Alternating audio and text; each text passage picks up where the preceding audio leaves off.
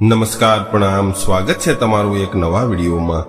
મિત્રો, આજની કહાની એક સત્ય ઘટના પર આધારિત કહાની છે અને આ કહાની તમારા હૃદયને સ્પર્શી જશે, એટલે તમને વિનંતી છે કે આ કહાની અંત સુધી ધ્યાનથી સાંભળજો અને પસંદ આવે તો વિડીયોને લાઈક, શેર અને નવા હોય તો ચેનલને સબસ્ક્રાઇબ કરી અને કોમેન્ટ બોક્સમાં હર હર મહાદેવ જરૂરથી લખજો, જેનાથી ભગવાન મહાદેવની કૃપા આપણા પર હંમેશા બનેલી રહે।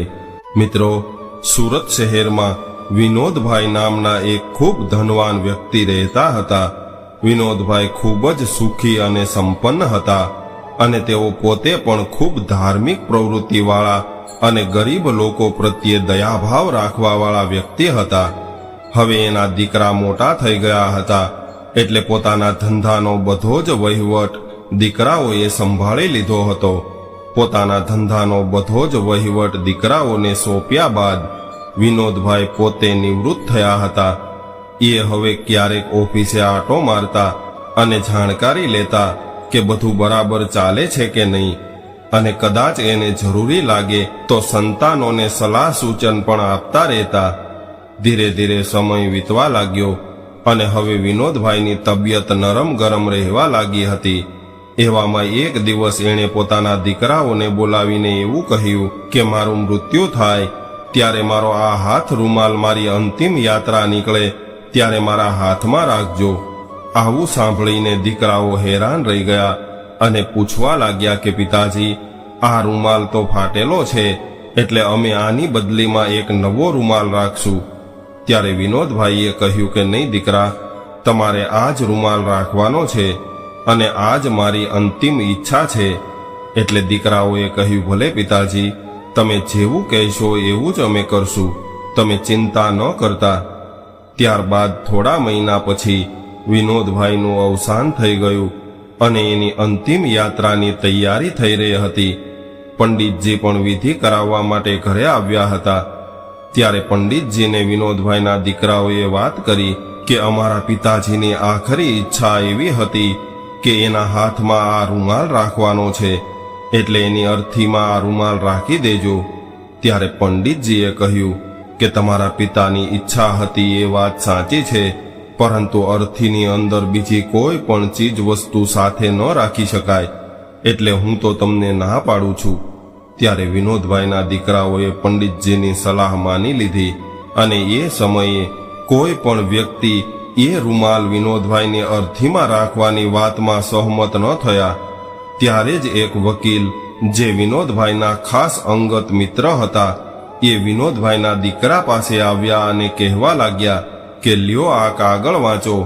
આ કાગળ વિનોદભાઈએ પોતાના હાથે જ લખ્યો હતો, જેમાં એવું લખ્યું હતું કે મારા વહાલા દીકરાઓ, તમે જોઈ રહ્યા હશો કે આપણી પાસે અઢળક રૂપિયા છે, બંગલાઓ છે, ગાડીઓ છે અને સારામાં સારી સુખ સુવિધા છે, પરંતુ હું મારા અંત સમયે મારો એક ફાટેલો રૂમાલ પણ મારી સાથે લઈને નથી જઈ શકતો।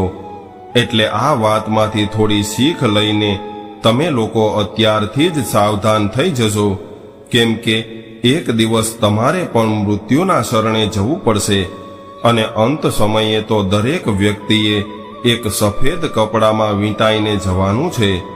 એટલે દીકરાઓ, મારી તમને એક સલાહ છે કે તમે લોકો એવું જીવન જીવજો કે જેનાથી કોઈ પણ વ્યક્તિને કોઈ પણ પ્રકારનું દુઃખ ન પહોંચે, અને તમે તમારું જીવન એવી રીતે જીવજો કે ક્યારેય પણ કોઈ ખોટા રસ્તેથી ધન કમાવાની કોશિશ ન કરતા, અને નાના માણસોને મદદ કરવા માટે હંમેશા તત્પર રહેજો। આપણા કમાયેલા ધનને કોઈ સારા કામમાં વાપરવાનું ચૂકતા નહીં અને સારા કામમાં રૂપિયાનો ઉપયોગ કરજો, કારણ કે જ્યારે શરીરમાંથી જીવ નીકળી જાય છે ત્યારે ફક્ત આપણા કરેલા કર્મો જ આપણી સાથે આવે છે, બાકી ફાટેલો રૂમાલ પણ સાથે નથી આવતો। કદાચ આપણી પાસે ગમે એટલું ધન હશે તો પણ એ ધન આપણી સાથે નહીં આવે। આપણું બધું જ ધન અહીંયા જ પડ્યું રહેશે। અને એ પત્રમાં આગળ એવું લખ્યું હતું કે દીકરાઓ, જે વ્યક્તિ તમારી સાથે દિલથી વાતો કરતો હોય એવા વ્યક્તિને તમે ક્યારેય દિમાગનો ઉપયોગ કરીને જવાબ ન આપતા, એક વર્ષમાં કદાચ તમે 500 નવા મિત્રો બનાવી શકશો, પરંતુ મહત્વની વાત એ છે કે તમે એક જ મિત્ર સાથે 50 વર્ષ સુધી મિત્રતા નિભાવી શકો અને મિત્રતા રાખી શકો એવી મિત્રતા કરજો. દીકરાઓ, 1 મિનિટમાં જિંદગી તો નથી બદલાઈ શકતી, પરંતુ 1 મિનિટ વિચાર કરીને લીધેલા નિર્ણયથી આપણું આખું જીવન બદલાઈ શકે છે. આવી સલાહ એક પિતાજીએ પોતાના મૃત્યુ થયા પહેલા એક કાગળમાં લખીને એ કાગળ એના મિત્રના હાથમાં આપ્યો હતો. અને આ સ્ટોરીમાંથી આપણે પણ ઘણી બધી શીખ લેવા જેવી છે. અને શીખ લેવા જેવી વાત એ છે કે આપણી પાસે કદાચ ગમે એટલું ધન વૈભવ હોય તો પણ આપણે આપણા ધનનું અભિમાન કરીને કોઈ ગરીબ વ્યક્તિને દુખી ન કરવા જોઈએ, પરંતુ આપણા ધનથી કોઈ ગરીબ વ્યક્તિને મદદ કરવી જોઈએ અને ગરીબ લોકોના ઘરમાં ખુશીઓ લાવવાની કોશિશ કરવી જોઈએ. આવું કરવાથી આપણે આપણા મૃત્યુ બાદ પણ અમર થઈ શકીએ છીએ, કારણ કે આપણા મૃત્યુ બાદ આપણું શરીર તો નથી રહેતું, પરંતુ આપણે કરેલી મદદના લીધે એ લોકો હંમેશા આપણને ભૂલી નથી શકતા અને નામથી યાદ કરતા રહે છે.